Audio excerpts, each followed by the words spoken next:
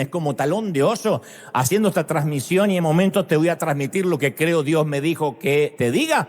Antes, aquí casi al principios de año, comienza un fuego que no pueden apagar, incendios que le cuestan las casas, algunas víctimas fatales lamentablemente.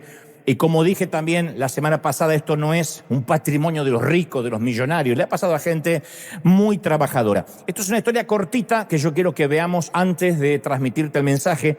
Tiene que ver con una familia, jóvenes, son muy jóvenes, colombianos, que lo perdieron todo, no sabían ni cómo empezar. Y entonces esto, que es parte, porque estamos haciendo muchas de estas casas, algunas te las podemos mostrar, otras subiremos directamente a las redes, pero esto tiene que ver con el plan emergencia. Esto es River aquí en Los Ángeles. Ahí va. Gracias a tu semilla, a la gente que siembra desde todo el mundo. Como decimos siempre, no se resuelve la vida de nadie, pero cuando uno lo pierde todo y piensa en lo que va a hacer, empezar a comprar muebles, electrodomésticos, las cosas vitales. Además fuimos a comprarle ropa, no lo pusimos en el resumen, pero los llevamos a las tiendas a comprarse toda la ropa que necesitan para ellos, para los chiquitos.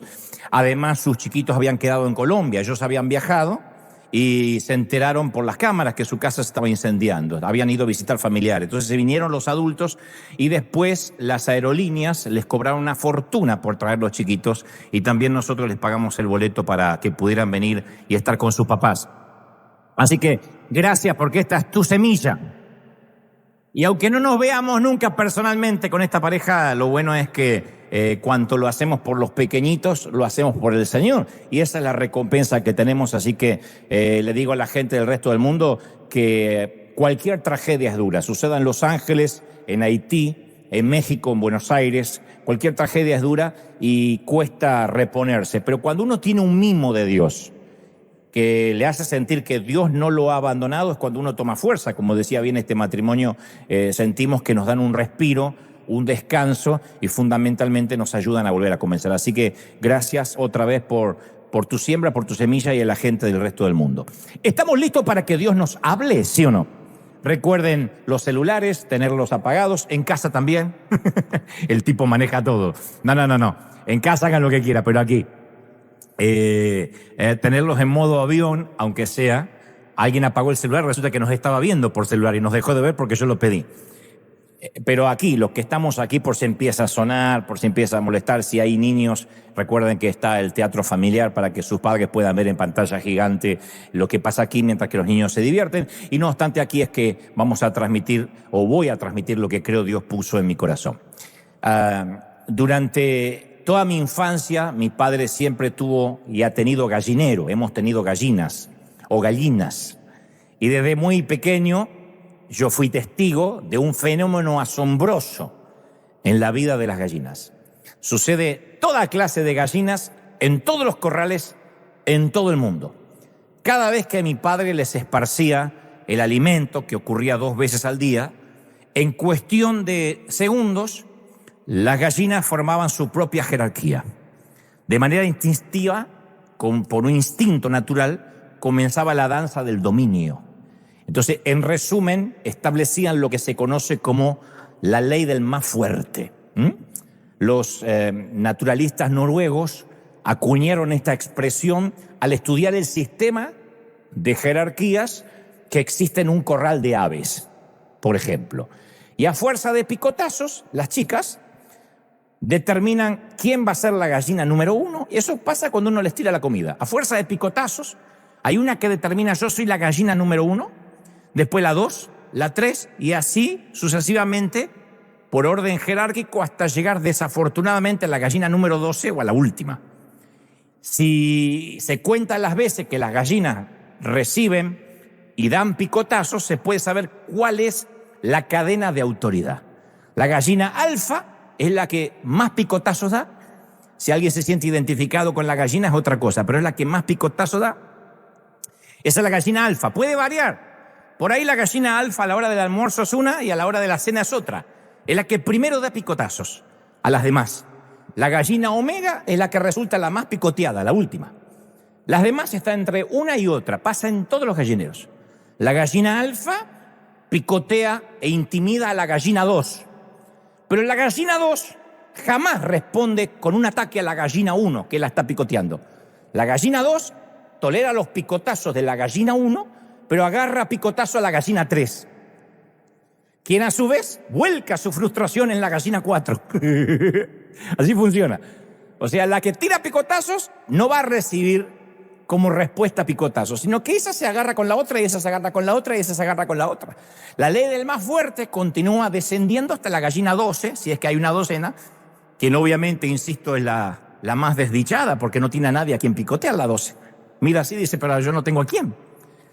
Entonces la ley del más fuerte no es una ley científica, pero ha estado presente desde los principios de la humanidad, desde tiempos prehistóricos.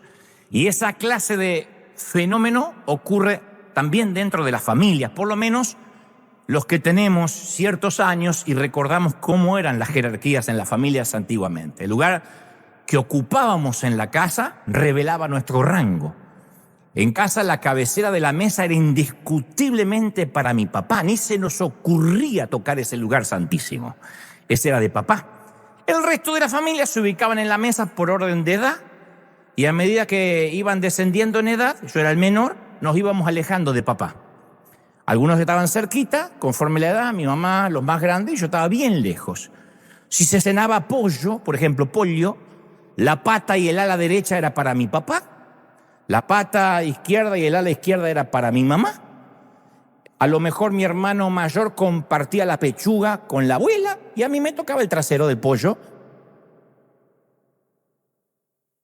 porque era el último que había nacido. Me miraban como diciendo, ¿y qué culpa tenemos que haya venido? Fue un accidente. En el auto, el Renault Gordini que tenía papá, el jefe manejaba, obviamente, nunca largó el timón, jamás. La segunda a bordo era mi mamá.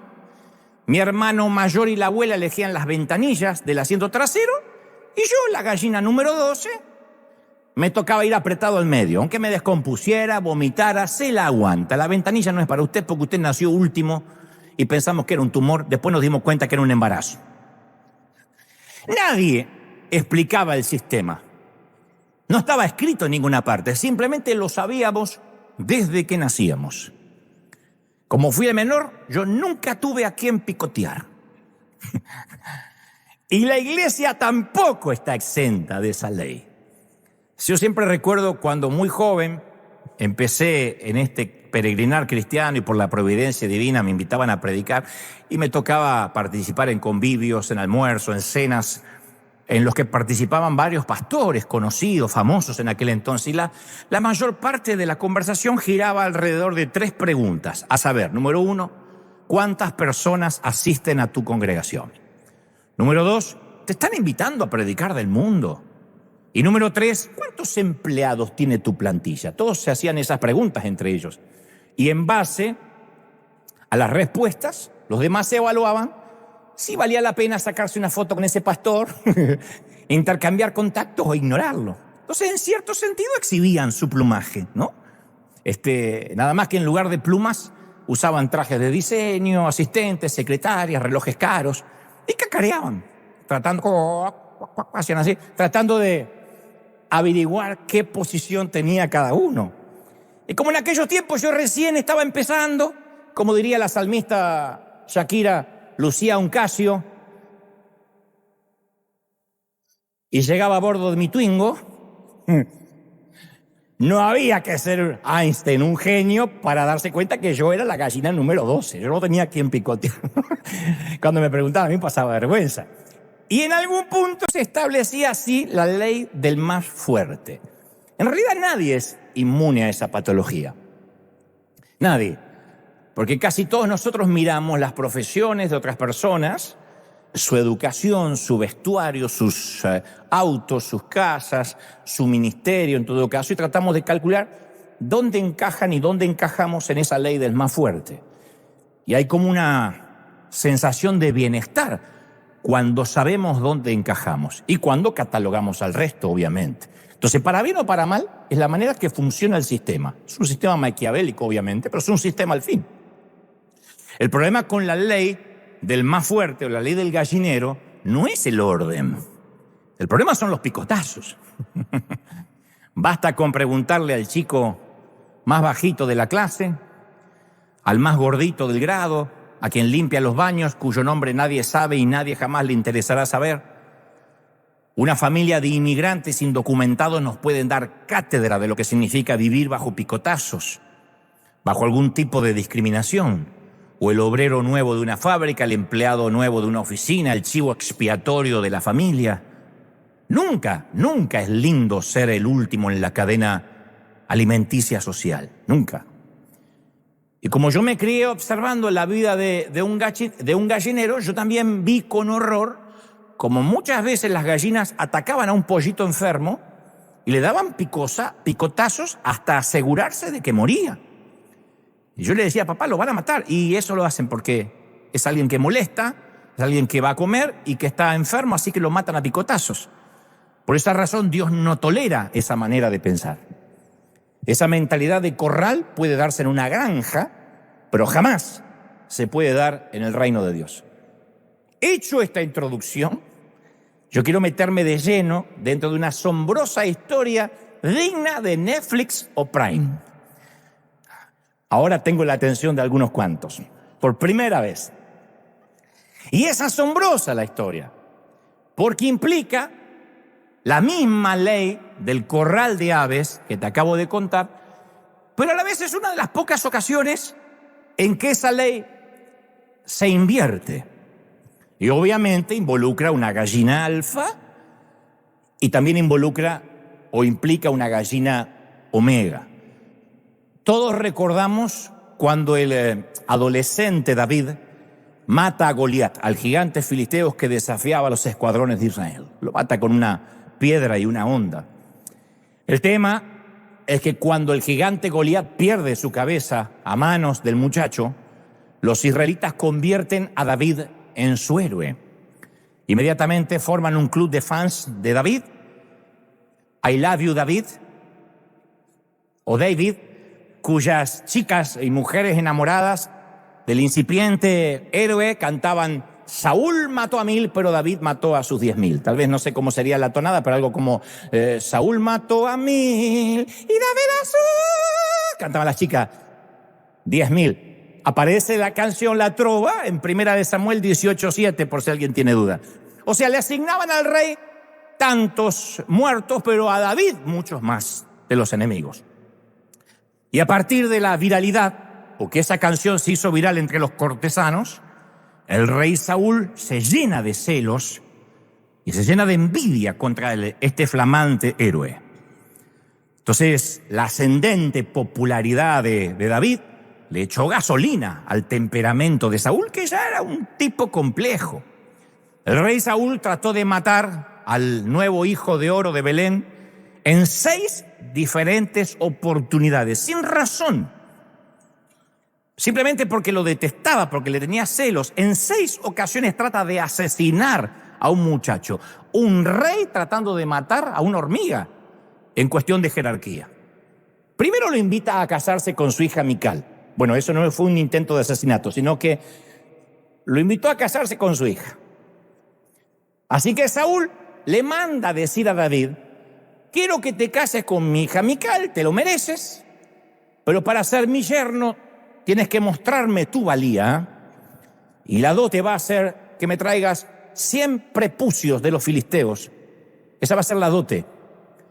Que vayas, circuncides a los enemigos, obviamente incircuncisos, y traigas 100 prepucios. Algo totalmente, si bien tiene un significado, también era vulgar, y era una manera de tener la esperanza que alguno de estos filisteos lo iba a matar a David. Era una misión imposible. Tráeme 100 prepucios de los filisteos de manera que yo sepa que te mereces a mi hija. Pero no ocurre, nadie mata a David. David redobla el pedido y trae 200 prepucios de sus enemigos. Dice, por la duda, por si hace falta. No sé qué quieres hacer con ellos, pero ahí tienes algunos más.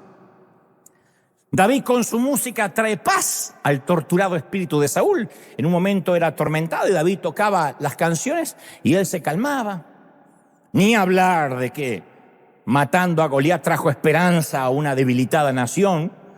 No obstante, El volcán Saúl se mantiene en erupción ante las hazañas de David y está todo el tiempo ideando conspiraciones asesinas. Un rey que debería estar pensando en naciones enemigas, en política exterior, ahora está pendiente de un muchachito.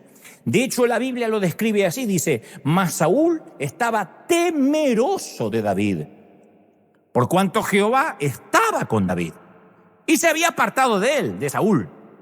Ella no sentía que la presencia de Dios estaba con él, pero sí estaba con el muchacho. Por lo cual Saúl se lo alejó de sí, se lo sacó de encima. Porque para un carnal no hay nada peor que estar cerca de alguien que tiene la presencia de Dios. Así que lo puso de jefe de 1000 soldados a David para que salga y entre y haga expediciones. No lo quería dando vueltas ahí en el palacio. Y David, dice la palabra, se conducía prudentemente en todas las expediciones y Jehová estaba con él. Era en aquel entonces el Messi de Israel. Y todos, dice la Biblia, en Israel y Judá sentían gran aprecio por David. Se hizo querer. Era una suerte de Máximo, el gladiador de la película. Todo el mundo lo amaba por encima del emperador, en este caso del rey. Saúl no abandona la idea de asesinarlo. Y le dice en su momento a sus oficiales que lo maten, sáquenselo de encima, inventen algo. Ellos dicen, no es una buena idea. Nos va a poner en contra a todo el pueblo lo ama. Tiene el voto popular de Israel. Al día siguiente, dice las Escrituras, un espíritu maligno de parte de Dios, o sea, permitido por Dios, se apodera de Saúl, del rey Saúl. Obviamente eso es lo que hace la envidia, lo que hacen los celos, son portales, vórtices, para estar atormentado, para que los demonios, para que los espíritus tomen nuestra mente. Cuando la envidia, el resentimiento, los celos no son resueltos, son puertas, portales para el enemigo. Y dice la palabra que Saúl cae en trance en su propio palacio cuando un espíritu entra en su cuerpo. Y andaba entonces con una lanza en la mano, estábamos hablando de Saúl, mientras David tocaba el arpa, que supuestamente lo venía a calmar a él, y Saúl se la arrojó pensando, literalmente así dice la Escritura, a este lo voy a clavar en la pared, lo voy a ensartar como una mariposa.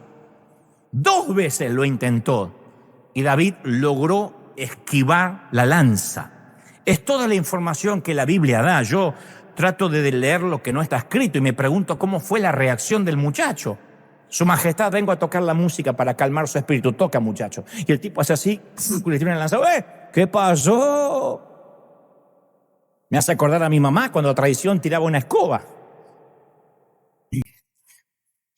Yo siempre digo que papá te pegaba o me castigaba y yo sabía exactamente por qué era, porque estaba ligado directamente a lo que yo acababa de hacer.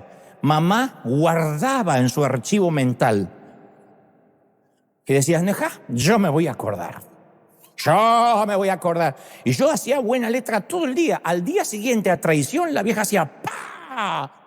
¿Qué pasó? Por eso digo, yo nunca tuve a quien picotear, entiéndanme. Bueno, así eran los lanzazos de Saúl, a traición. Finalmente, Saúl envía unos sicarios a la casa de David a matarlo. Terminemos con este asunto.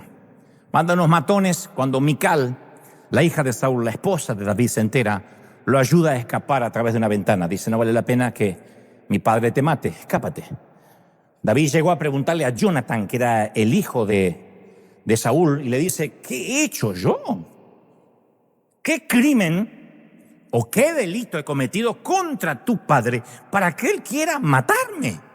Es que no había razón, era uno de sus oficiales. Estaba a bordo de la infantería de su ejército.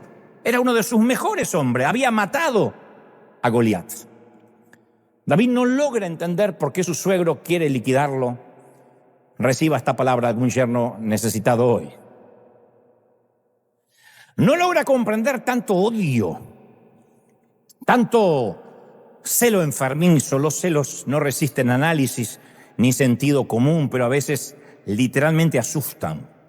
Y más de una vez David se pregunta, pero ¿yo me merezco esto? No.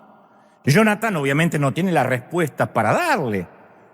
¿Quién puede explicar los picotazos de Saúl? ¿Por qué picotea? ¿Por qué quiere ser la gallina alfa si ya es rey?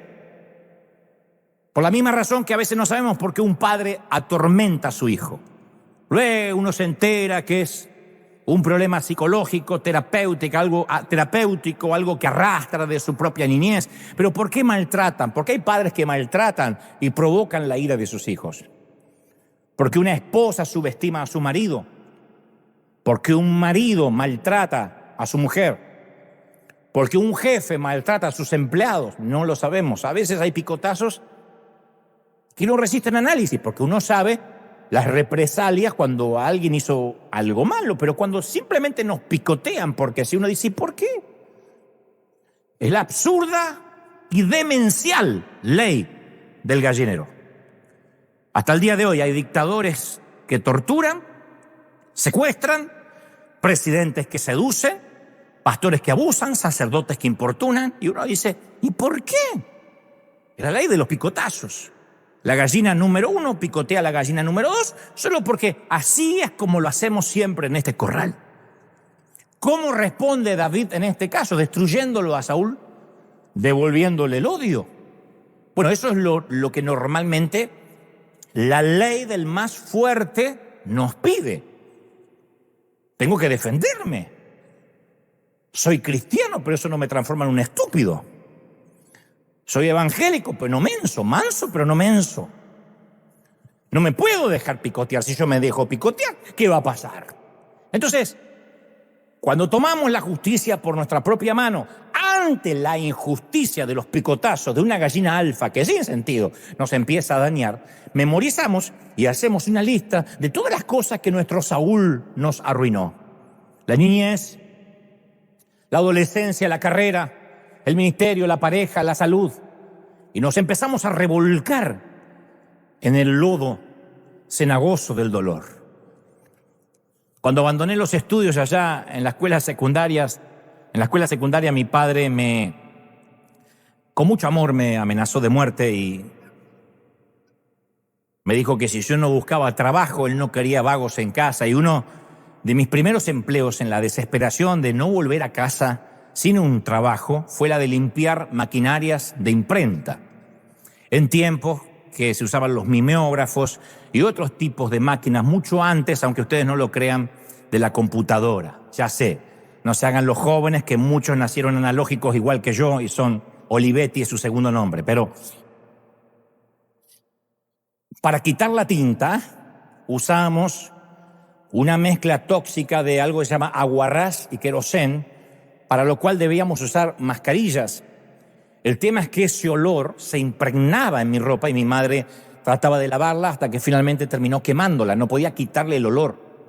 Y yo recuerdo, aunque trabajé apenas una semana que en esa fábrica, que el hedor se quedó en mi nariz o bajo mi nariz durante días.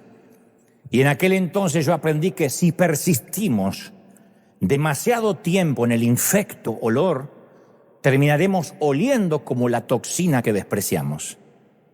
Creo que voy a repetir eso. Si persistimos demasiado tiempo en el infecto olor, terminaremos oliendo como la toxina que despreciamos. Cuando uno permanece en un círculo vicioso, en un bucle de resentimiento, de celos, de envidia, empieza a oler de manera pútrida. David elige otra opción y en el Salmos 18:46 él escribe: el Señor vive, alabado sea Él porque es mi roca. Él es el Dios que me vindica, el que pone los pueblos a mis pies. Y luego le dice: Señor, tú me libras del furor de mis enemigos, me salvas de los hombres violentos. Hay una versión que dice: me salvas de la gente desquiciada. Creo que se refería al suegro. Por eso, Señor, te alabo entre las naciones y canto salmos a tu nombre. Él no dijo: me voy a regodear en el dolor, voy a planificar cómo vengarme. Él comenzó a alabar a Dios y él dijo: tú te ocupas de mis enemigos. En algún momento diría: aderezas mesa delante de mis enemigos. O sea, no los liquidas, simplemente me honras, me sirves una mesa, un banquete, y dejas que mis enemigos vean que tú estás bendiciéndome. Sin embargo, a pesar de que él alababa a Dios como lo hacemos nosotros, seguía prófugo. Era un convicto de la justicia. Pululan los carteles con su rostro y la frase buscado en cada árbol, en la oficina de correos, en cada pared. Hay posteos de Instagram: buscado David, vivo o muerto. David tiene que acostumbrarse a vivir mirando por sobre su hombro, durmiendo con un ojo abierto, comiendo en un restaurante lo más cerca de la puerta posible por si hay que escapar. Apenas 2 o 3 años atrás cuidaba un rebaño en Belén y la vida le hizo así. No lo pidió, fue cuando vino Samuel, un profeta de edad madura, con un cuerno de aceite y lo vuelca sobre su cabeza. Él ni siquiera estaba entre sus hermanos esperando una unción, él estaba trabajando y lo mandaron a llamar. Y David, de buenas a primera, de la noche a la mañana, pasó de dar serenata a sus ovejas a darle serenatas a Saúl, que ahora le tira lanzazos. Entonces el muchacho, ignorado por su propio padre, pasó a ser motivo de comentarios. Se transformó en trending topic en redes. Todos tagueaban o etiquetaban numeral I love you, David Cuero mata gigantes. Y para colmo, la Biblia narra que era de buen parecer, que uno de los atributos que le había dado Dios a David era que era de buen parecer. Encima el tipo era un galán de películas. No sé, Brad Pitt en su mejor momento, ahora está viejo, pero Brad Pitt en su mejor momento, o Richard Gere. Los enemigos le temían, los niños lo admiraban, las mujeres se derretían y Saúl lo odiaba y lo quería muerto. Y luego del 6º atentado contra su vida, David entiende la situación. Y con un precio por su cabeza y un ejército tras sus huellas, le dice adiós a la vida del palacio y huye. No se puede convivir con un loco. No se puede convivir con un desquiciado. Alguien que sin razón, sin ser mi enemigo y encima de familia, me quiere matar. Dios no está hablando de tu suegra todavía, no te tomes esto personal. Ahora, ¿dónde puede ir David? ¿En dónde se oculta la gallina número 12 que no tiene a quién picotear? ¿Dónde se oculta una gallina número 12? Pregunto a las gallinas número 12. David se siente devastado. No tiene lugar en la corte. No tiene posición en el ejército, a pesar de que hasta ayer era un general. No tiene esposa, no tiene sacerdote, no tiene amigos. Nada que hacer excepto correr. No podía ir a la corte de Saúl, no podía ir a la casa de Mical. Entonces se dirige al único lugar posible donde nadie va porque nadie sobrevive. Va al desierto, va a la tierra salvaje. Y aquí quiero hacer un paréntesis, porque antes de seguir quiero sacar lo poético del desierto, porque hay de los que dicen, ay, a mí los desiertos me bendicen. Ni siquiera es Hesperia. Yo necesito que veamos la imagen. Yo quiero pintarte el cuadro completo de lo que vamos a ver en el siguiente episodio. El mar Muerto está agonizando. Retrocede gota a gota a razón de 1 metro por año. Galilea envía su riego, su fluido a través del canal de Jordania, pero el mar Muerto se empobrece a diario y crea un cementerio salino, que es peor incluso que el cementerio. Son pilas, montañas de sal. Hay poca vida en los alrededores. La erosión ha marcado la tierra en una tiranía de cuevas, de surcos, de acantilados y algunos cañones. Es un lugar para los coyotes, es un hogar para las hienas, para las iguanas, y ahora también es un hogar para David. Él no quiso intercambiar el palacio por esta tierra inhóspita y febril. Nadie arbitrariamente elige el desierto, nunca, en ninguna temporada de su vida. Porque significa en este caso calor infernal, tormentas de arena, alacranes, pero algunas veces no tenemos opción. La calamidad golpea y el techo de cristal se rompe. El tornado nos levanta y nos deja tirados en el desierto. Y como veíamos en el vídeo hace un momento, un incendio nos obliga a tener que comenzar otra vez y en el peor de los casos sin que nadie nos ayude. A nosotros no nos ha tocado necesariamente el desierto del sudeste de Israel, pero sí nos ha tocado a todos el desierto del alma.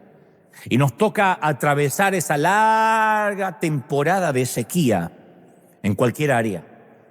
David encuentra una cueva llamada Adulán y allí mismo comienza su década, sus 10 años de desierto, de estar proscripto.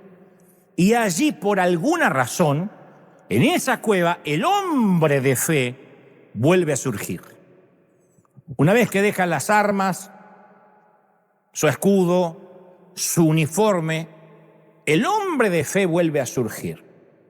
Sí, su cabeza tiene un precio, pero de alguna forma, fugitivo y solo, se vuelve a Dios y encuentra refugio. Él había sido un muchacho que se había forjado en las praderas, en los riscos, en el desierto. Es en la soledad con Dios que se había transformado en un salmista. Y Dios consideró que necesitaba otra temporada a solas con él para fortalecer su carácter. Y esto sí, el que tiene oídos que oiga, para fortalecer su temperamento. A veces Dios nos lleva al mismo lugar donde una vez comenzamos, al mismo lugar que alguna vez vimos por sobre nuestros hombros y dijimos nunca más volveré a pisar, y el Señor nos lleva a ese mismo sitio porque son las coordenadas para que busquemos a Dios como lo buscábamos en esa ocasión. Dios no tiene ningún inconveniente en permitir, así como permitió que un espíritu atormente a Saúl, permitir que pasemos otra temporada de escasez financiera y decimos, ¿pero por qué? Si yo ya estaba cómodo, porque Dios extraña, necesita el tiempo en que buscábamos a Dios cuando dependíamos del maná diario y no del crédito. Hay momentos que Dios nos vuelve a llevar a los inicios, como que nos reinicia para que las coordenadas vuelvan a estar en su sitio y busquemos a Dios con la misma desesperación que cuando queríamos que Él nos use. Y a veces nos empezamos a quejar o lo sagrado se nos vuelve común y entonces Dios no duda en llevarnos al sitio de reinicio. Y allí David encuentra refugio. Refugio es la palabra preferida de David. Yo me atrevo a decir que la más repetitiva. En los Salmos aparece, al menos conté, 37 veces. Y donde más la usó fue en el Salmo 57, refugio. Y cuando uno va al Salmo 57, explica allí el trasfondo. Dice, poema de David, o prosa de David, cuando estaba huyendo de Saúl y vivía en una cueva. Caramba, qué preludio, qué prólogo. Porque no fue canción que compuse con mi piano mientras miraba los Alpes suizos. Salmo que hice porque la productora me pidió una canción para hacer un disco. No, prosa o poema que escribe David cuando huía de Saúl mientras que vivía en una cueva. Entonces imaginemos al hijo de Isaí en la oscuridad, sobre sus rodillas, quizá con su rostro perdido entre las sombras. No tiene un hogar donde regresar. O sea, a priori no tiene por qué estar cantando ni alabando a Dios, quejándose tal vez. ¿Cuántos de nosotros perderíamos la casa, el auto o la ciudadanía y estaríamos insultando y enojándonos con Dios e insultando al cielo? Las redes, siempre digo que es la punta del iceberg, que puede mostrar a veces el comportamiento del ser humano. No creerán la cantidad de gente que me ha escrito, yo soy cristiano, pero si me deportan voy a dejar de creer que Dios es mi proveedor o mi refugio o mi salvador. Aquí tenemos un deportado. Peor que un indocumentado, porque ¿qué hubiese querido David? ¿Qué más hubiese querido que lo suban a un avión y lo lleven a su país? O le diga, te vamos a devolver a donde saliste. Lo único que te quitamos es la documentación del palacio. No, iban a por su vida. Entonces David sabía que ir a su casa, volver a su hogar, implicaba poner en riesgo a su familia. Ergo, si se dirigía al tabernáculo, ponía en riesgo a los sacerdotes. Entonces recuerda que no está solo, que cuando pastorea ovejas tampoco estaba solo. Y ahí del hueco de la cueva surge una dulce voz. Refugio, torre fuerte eres tú, mi roca. Bajo tus alas seguro estaré y para siempre en tu morada, Dios, habitaré. El indocumentado empieza a darse cuenta, el perseguido empieza a darse cuenta de que él tiene una morada donde habitar, sí tiene un hogar. Refugio, torre fuerte, eres tú, mi roca. Bajo sus alas seguro estaré y para siempre en tu morada, oh Dios, habitaré. Es arbitrario que hable de habitar, de morada, de hogar. Cuando perdemos el trabajo, la familia, la pareja, la reputación, la vida, lo único que uno puede hacer es encontrar refugio en Dios. Tenemos que permitir que sea Dios la pared que detiene el viento, la que nos dé la validez de la ciudadanía eterna, independientemente de donde nos toque vivir, el fundamento sobre el cual nos paramos cuando tocamos fondo. ¿Qué hay en el fondo? ¿Roca o no? Entonces, todos los que hemos sido sobrevivientes del desierto, hemos encontrado un refugio en Dios. Y nunca vamos a saber que Jesús es todo lo que necesitamos, hasta tanto Jesús sea todo y lo único que tengamos. Lo diré otra vez, nunca vamos a saber que Jesús es todo lo que necesitamos hasta que sea lo único que tengamos. Lo único. Y a veces Dios nos quita las muletas, nos empieza a quitar los puntos de apoyo para que entendamos que nuestro refugio es Él, que no hay otro. Ahora, Dios es fiel, porque Dios siempre da un bonus y se ocupa de mandarle compañía humana, porque Dios podría decir, me encanta que me cantes todos los días y podemos estar tú y yo solos en la cueva. No obstante, le manda compañía. Y primera de Samuel, capítulo 22, el versículo 1 relata que cuando sus hermanos y el resto de la familia se enteraron que estaba en Adulam, fueron a verlo allí. Y además se le unieron muchos otros que estaban en apuros, cargados de deudas, amargados. Y David llegó a tener bajo su mando a unos 400 hombres. David se convirtió en el Robin Hood del Medio Oriente. Gente con deuda, con problemas, indocumentados, traídos por un coyote en el mejor de los casos, porque el coyote sabía dónde estaba la cueva. Era una tripulación destartalada, inadaptada, una legión de gallinas número 12. Toda era gente que nunca había picoteado a nadie. No tenía quien picotear, no porque eran buenos, Yo nunca fui un niño bueno, no tenía quien picotear, que es diferente. Yo siempre digo, no era que era más santo, no pecaba por falta de recursos. No teníamos internet, no teníamos televisor, ¿de dónde íbamos a pecar? No sabían ni cómo se pecaba. Y estas gallinas número 12 se reúnen en la cueva de Adulam, rechazados, marginados, perdedores, periféricos. Exactamente como aquí. No dicen amén, pero yo sé que es exactamente como aquí. Bienvenido al hospital de roto, gente. ¿O no? Muéstrame una congregación fuerte que bendice al mundo entero y te voy a mostrar a antiguos moradores de cuevas, gente que conoce la cueva de Adulam. Solo quienes hemos recibido gracia sabemos otorgarla.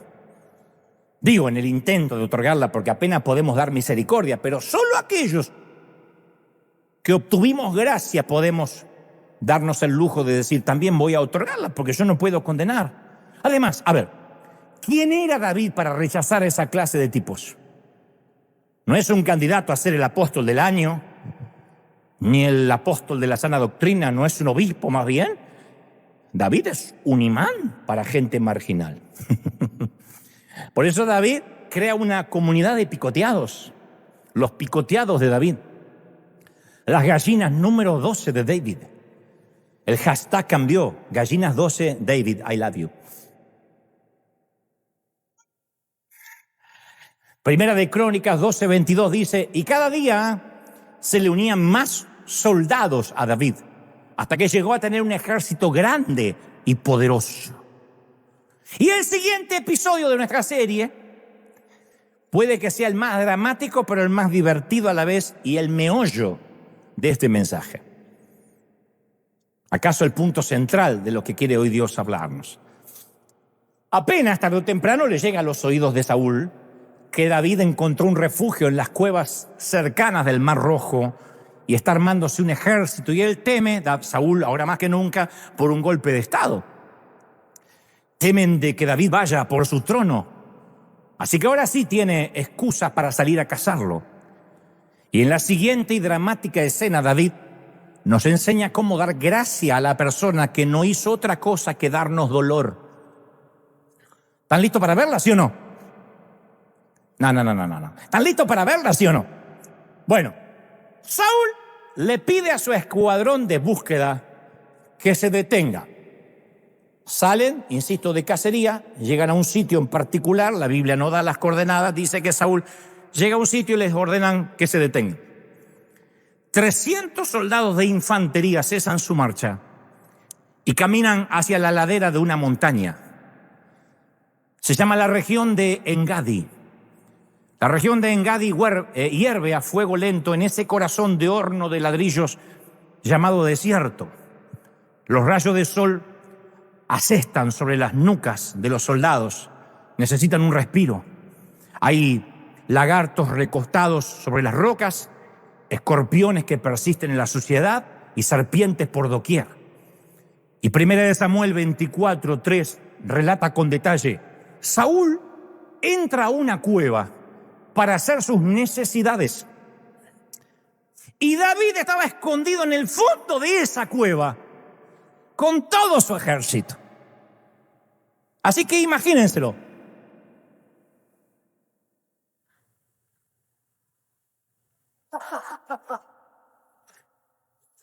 Saúl, con los ojos irritados por el sol del desierto, no percibe las figuras silenciosas que se alinean en las paredes.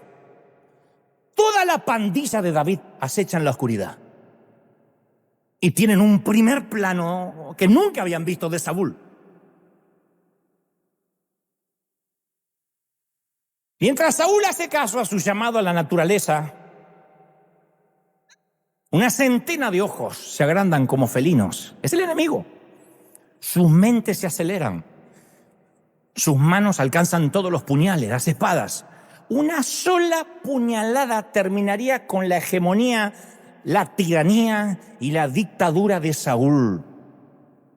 No daré nombre, pero imagina que algunos países de nuestra región tuvieran a su dictador que se viene perpetrando en el poder, indefenso y con los pantalones bajos. No diría que chévere, no dirías eso. Están todos detrás de Saúl. David hace: ¡shh! Les dice que se contengan. Esto significa: conténganse si algún día ves banal. Tengo que explicar todo.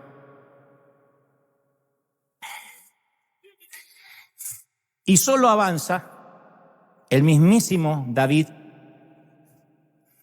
y desenvaina su cuchillo lentamente y corta un pedacito del manto de Saúl.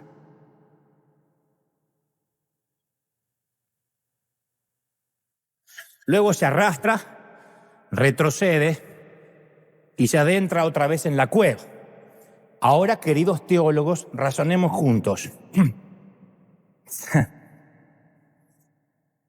Saúl está haciendo, esto no es una vulgaridad, esto tiene una implicancia espiritual. ¿Saúl está haciendo del número 1 o del número 2? Basado en la cantidad de tiempo que Saúl pasa en la cueva y por experiencia personal, tenemos la evidencia que todo habla de un número 2. La Biblia solo habla de necesidades. Porque David tuvo tiempo a cortarle la orilla del manto de Saúl. No creo que habría tenido tiempo para hacer esta maniobra si Saúl solo está orinando, está de pie y supuestamente atento a mirar alrededor o a cualquier amenaza. Esto implica una lectura espiritual, insisto. Si tan solo Saúl habría ido a orinar, David no habría tenido mucho tiempo para pensar en qué iba a hacer. En cambio, si hablamos del número 2, esto es más impresionante porque David tuvo todo el tiempo del mundo para matar a Saúl, lo cual implica un fuerte dominio propio. No se trató de que se resistiera a una tentación de un instante, tuvo tiempo de pensarlo, de actuar. Y mientras David sopesaba sus opciones, le debe haber parecido una eternidad. A ver, mato al tipo, al loco este, que me trató de matar 6 veces y me apodero del trono que me pertenece por derecho porque me ungieron para eso. Dios me dijo que seré rey de Israel. ¿No será esta la oportunidad? ¿O me estoy arriesgando a perder una oportunidad única en la vida y seguir viviendo como un fugitivo y que Dios me diga, pero te lo puse en la mano, mijo? Y seguramente los hombres que estaban con él, hombres de estrategia, de guerra, consideraban aquella oportunidad, valga la redundancia, como una oportunidad, como una chance de Dios. Pero como dijimos el domingo pasado, solo el hecho de que algo parezca que es de Dios o sintamos que es cosa de Dios no significa que necesaria y forzosamente lo sea. Solo porque parezca una oportunidad de oro o dorada no quiere decir que sea cosa de Dios. Porque hay gente que cree, si todo se alinea, si todo se allana, si todo fluye, es porque es de Dios. ¿Y por qué entraste al cartel a vender droga? Y porque me contrataron de la nada y yo dije, esto tiene que ser de Dios. Bueno, Saúl termina la faena, se vuelve a cubrir y abandona la cueva. Los hombres de David no pueden creer lo que su líder ha hecho. Se prepararon años para esto. Bueno, no para esto, pero se prepararon años para enfrentar a este tipo. No hay un tipo más indefenso que haciendo sus necesidades en una cueva. ¿De verdad lo dejaste escapar? Y David le dice a sus hombres, que el Señor me libre de hacerle al rey lo que ustedes tan solo sugieren. Yo no puedo alzar la mano contra él, porque es el ungido del Señor. El mismo silencio de ustedes es el silencio de la cueva. Ok. Y no te pierdas lo que sigue. David sale de la cueva. Deja que Saúl se aleje un poco con sus 300 hombres y con el trozo de la prenda en su mano grita, ¡Majestad! ¡Señor mío! Saúl detiene el caballo, mira hacia atrás y David, postrándose sobre su rostro en tierra, dice, ¿por qué le hace caso a los que dicen que yo quiero hacerle daño? Usted puede ver con sus propios ojos que hoy mismo en esta cueva donde usted, bueno, ya sabe, el Señor lo entregó en mis manos. Por cierto, mis hombres me incitaban a que lo matara, pero yo respeté su vida y dije, no alzaré mi mano contra el rey porque es el ungido del Señor. Su majestad, mire, y mire su manto, le debe faltar un pedazo. Yo corté ese pedazo hace unos minutos y a usted no lo maté. Ahora reconozca de una vez que yo no intento hacerle mal ni traicionarlo. Sin embargo, usted me persigue para quitarme la vida hace 10 años. Y yo no le he hecho ningún agravio, nunca. Serví bajo sus órdenes. Que sea el Señor que juzgue entre nosotros dos. Que sea el Señor el que me vengue de usted. Pero hoy juro que mi mano nunca se va a alzar contra usted o yo. Hay un refrán que dice, rey, de los malos es la maldad, y yo no soy de esa clase de gente, yo nunca alzaré mi mano hacia usted. Ahora me pregunto, ¿por qué sale con 300 tipos a buscarme? ¿Eso hace el poderoso de Israel? ¿A quién persigue? ¿A un perro muerto? ¿A una pulga? Que sea el Señor quien juzgue y dicte la sentencia entre nosotros dos. Que sea Él que examine mi causa y me libre y me defienda de usted, pero yo no me defenderé. Y cuando David terminó de hablar, Saúl dice: hijo mío, eres tú. Y alzando la voz empieza a llorar. No caen algunas lágrimas, el rey llora. Has actuado mejor que yo. Me has devuelto bien por mal. Y hoy me has hecho reconocer lo bien que me has tratado, porque bien dices, el Todopoderoso me entregó en tus manos y no me mataste. Dime, ¿qué clase de hombre eres que encuentra al enemigo y perdona la vida? Que el Señor te recompense, David, por lo bien que me has tratado hoy. Ahora caigo en cuenta que tú serás el rey que vas a consolidar el reino. Júrame, por Dios, que no vas a exterminar a mi descendencia, que no vas a borrar el nombre de mi familia. David dice: se lo juro, rey. ¿Por qué habría de matar su familia? Y luego Saúl vuelve a su palacio y David regresa con sus hombres al refugio. Una tregua. Ahora razonemos juntos. Todos coincidimos en perdonar a quien nos quita el lugar en el estacionamiento.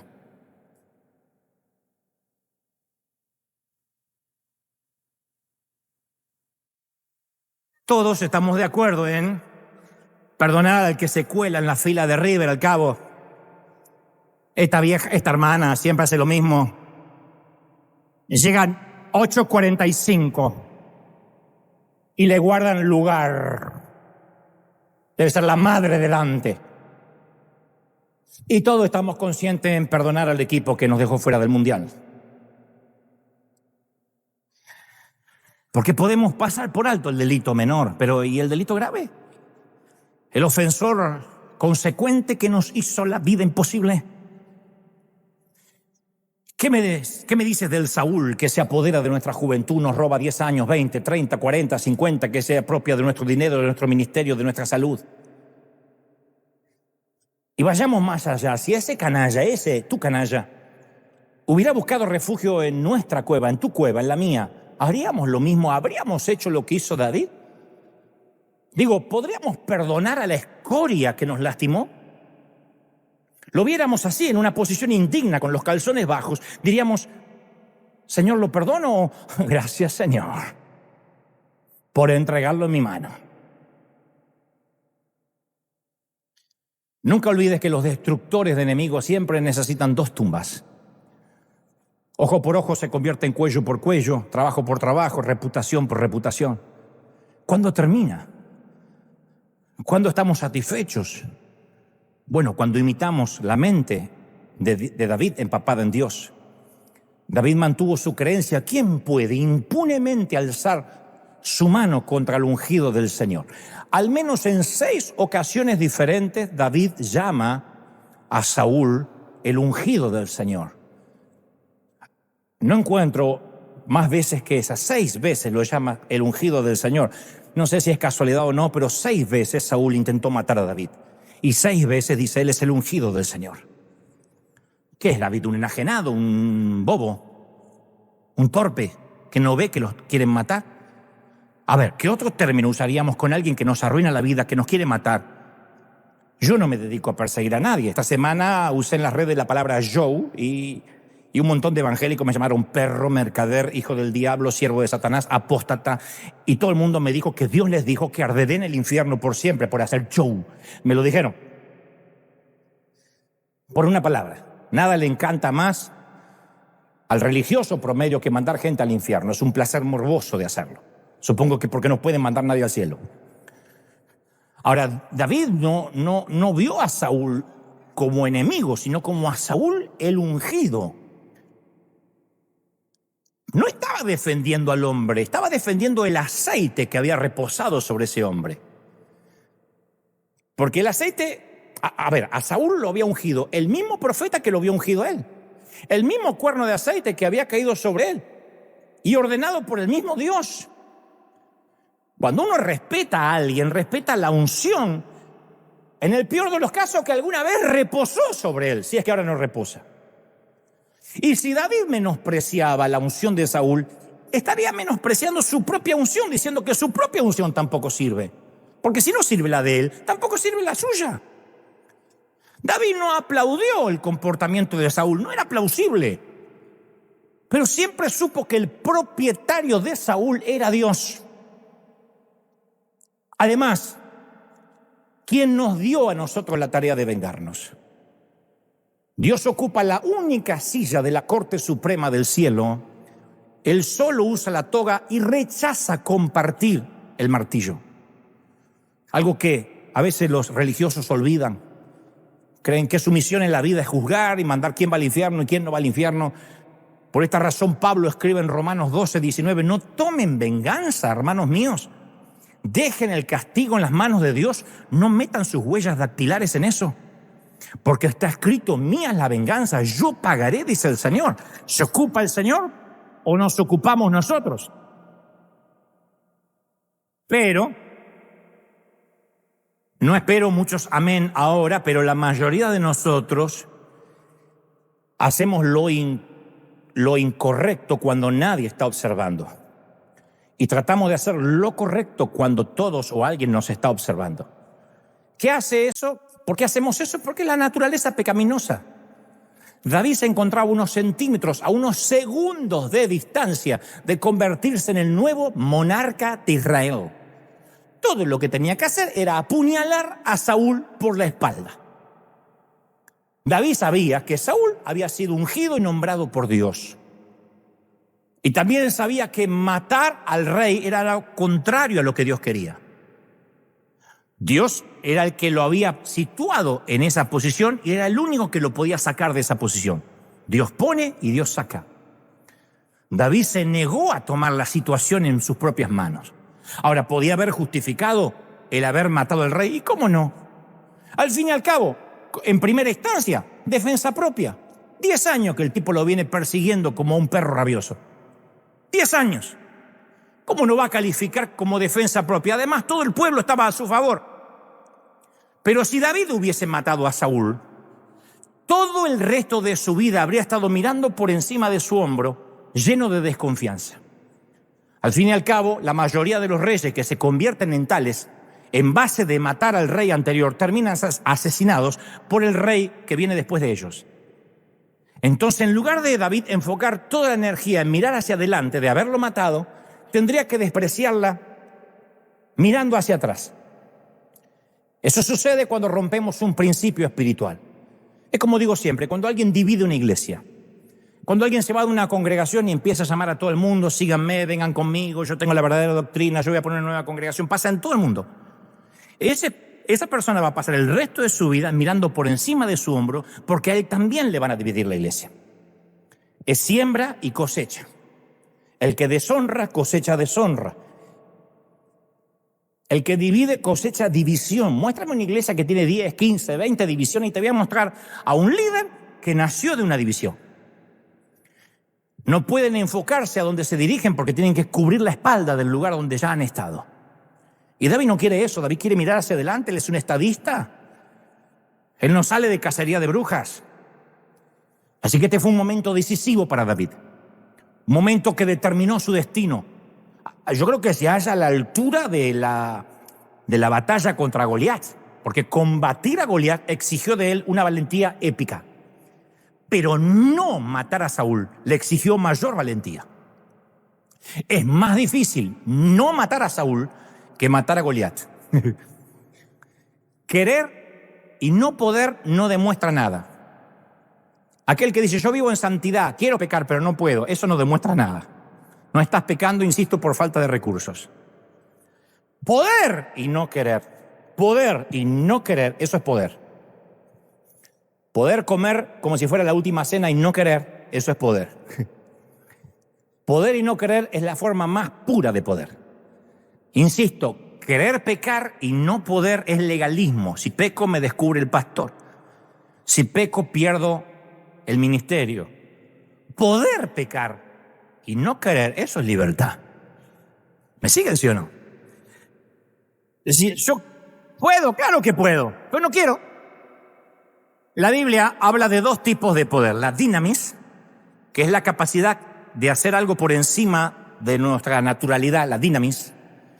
Después está la exousia. Tiene una palabra medio rara, pero exousia, que parece brasilera, pero no es. Para de sufrir, reciba la exousia. No. La exousia es una palabra griega, es la capacidad de no hacer cosas que podríamos hacer. La cruz es el máximo ejemplo de esta segunda clase de poder. Las Escrituras lo proclaman de manera explícita. Nadie le arrebató la vida a Jesús. En Juan 10, Jesús dice en 4 ocasiones que estaba sacrificando voluntariamente su vida. En Juan 10, 18 dice, tengo autoridad para entregarla y luego también tengo autoridad para volverla a recibir. Y la palabra ahí, autoridad, es exousia. La dinamis de Jesús es impresionante. Hizo caminar a los lisiados, hizo hablar a los mudos, sanó a los enfermos, resucitó a los muertos, pero a mí me impresiona la exousia. Lo que nos cambió la vida a nosotros fue no lo que él podía hacer. Lo que nos transformó fue lo que habría podido hacer, pero decidió no hacerlo. Mientras que colgaba de la cruz, dijo Jesús, ¿crees que no puedo acudir a mi Padre y al instante pondría a mi disposición más de 12 legiones de ángeles? Una legión eran 6.000 soldados. Jesús está hablando de 72.000 ángeles. 72.000 ángeles. No queda ninguno ahí abajo de los romanos. ¿Pero qué habría pasado? Habría abortado su misión redentora. Jesús se negó a usar su dinamis. Y en lugar de hacerlo, decidió ejercer su exousia. Permitió que la gente se burlara de él, que lo escupieran, que lo golpearan, que lo clavaran en la cruz. Eso no es solamente amor, eso es poder. No fue el poder del Imperio Romano que lo mantuvo clavado en la cruz, fue su exousia. ¿Están conmigo? Y esa clase de poder fue la que usó David. David le demostró a Dios que podía confiar en él en la cueva. Y diré esto para que lo mastiquemos y lo podamos digerir lentamente. Quien tiene oídos, oiga. Si Dios puede confiar que hacemos lo correcto cuando nuestro Saúl todavía está en el trono, puede confiar que haremos lo correcto cuando seamos nosotros los que estemos en ese trono. Otra vez, si Dios puede confiar que hacemos lo correcto cuando nuestro enemigo está en el trono, recién entonces va a poder confiar de que haremos lo correcto cuando seamos nosotros quienes estemos allí. Oskar Schindler fue un empresario alemán y miembro del partido nazi, que se convirtió en uno de los más destacados defensores de los derechos humanos durante el Holocausto, durante el genocidio judío, en la Segunda Guerra Mundial. Y a medida que se enteraba de lo terrible que era la persecución y el exterminio de los judíos, aunque era parte de los nazis, Schindler comenzó a cuestionar las creencias y las acciones del sistema y aprovechó su posición como empresario y propietario de una fábrica de utensilios de cocina en Cracovia, Polonia, para ayudar a los judíos a escapar de la persecución nazi. Schindler ideó una fábrica ficticia y convenció a los nazis que necesitaba contratar mano de obra barata o gratis, y logró salvar la vida de más de 1.200 judíos. Y en una de las escenas más poderosas de la lista de Schindler, de Spielberg, que lleva esta historia al cine, Oscar está tomando una copa de vino con Amon Goetz, el jefe de un campo de prisioneros.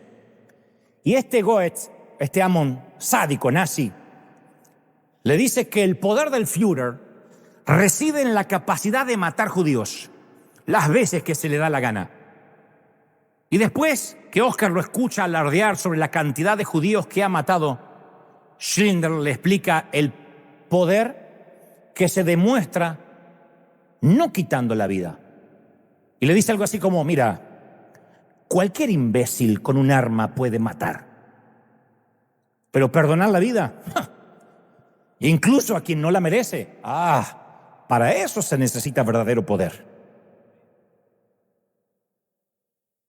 Poder es cuando tenemos la justificación de matar a alguien y no lo hacemos. Eso es poder. Además de Dios, ese poder lo solían tener los emperadores romanos, que el simple hecho de bajar o levantar el pulgar podían devolverle la vida a un gladiador. Eso es poder, Amón. Eso es poder. Y hoy yo adhiero a las palabras de Oscar Schindler, que Dios nos dé la gracia para revertir la absurda, demencial y egoísta ley del gallinero y que podamos implementar el escándalo grotesco de la gracia. Porque poder y no querer, eso es poder. Porque perdonar es poder. Porque dar gracia es poder. Vamos, eso es poder, iglesia, bendito eres. Vamos a darle un aplauso grande al Señor de señores, al Rey de reyes. Vamos a celebrar la exousia. Bendito poder. Aleluya. Vamos, dale un aplauso grande al Señor. Hay gloria, hay gracia y verdad. Bendito eres. ¡Wow! Impresionante. Estamos recibiendo esta palabra ahora. Bendito. ¡Wow! Eso es poder. Gracia y verdad. Levanta tus manos si puedes conmigo al cielo. Señor, he transmitido lo que creo me has dicho que diga. Y aquí, mira, somos tu destartalado ejército de gallinas número 12, picoteados, abandonados en el desierto, en las cuevas de Adulán, solos, perseguidos por años, fugitivos y escapando de la dignidad. Pero hoy, Señor, nos hablas y nos dices y nos llamas a un encuentro contigo nuevo, fuerte. Señor, gracias porque yo sé que en el resto del mundo hay gente recibiendo esta palabra, recibiéndote a ti en su corazón por primera vez o reconciliándose en su defecto. Y otros que estamos en este caminar cristiano durante años, reconocemos que muchas veces hemos puesto nuestras manos donde no debíamos. Perdónanos por las veces que tomamos represalias. En el afán de valer nuestra dignidad nos defendimos, insultamos, debatimos, discutimos, argumentamos, levantamos la voz. Perdona tanta torpeza y terquedad.